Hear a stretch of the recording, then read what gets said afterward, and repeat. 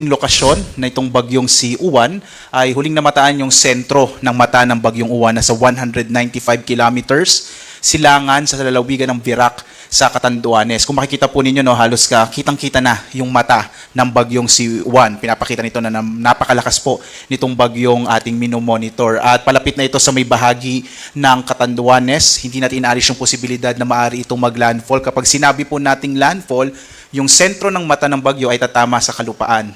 Ang kanyang lakas ngayon ay nasa 175 kilometers per hour malapit sa gitna at pagbugso na nasa 215 kilometers per hour. So mahigit 10 kilometro na lamang po or mahigit 10 kilometers per hour na lamang ay maaari nang maabot ng bagyong Uwan ang super typhoon category at nakikita natin na posible po itong mangyari ngayong umaga. Ang kanyang pagkilos ay medyo mabilis po, no? Pakanluran, hilagang kanluran sa bilis naman na 35 kilometers per hour. At makikita nyo, patuloy nyo pong makikita na malawak yung sakop ng bagyong Uwan at maapektuhan nga niya ang malaking bahagi ng ating bansa, lalong-lalo na yung Luzon at Visayas. Base rin sa mga monitoring po natin sa iba't ibang istasyon ng pag-asa, nakakaranas na po ng mga pag-ulan, lalo na itong bahagi ng Eastern Visayas at Bicol Region. Marami na po tayong itinaas ng mga heavy rainfall warnings sa mga nabanggit na rehiyon.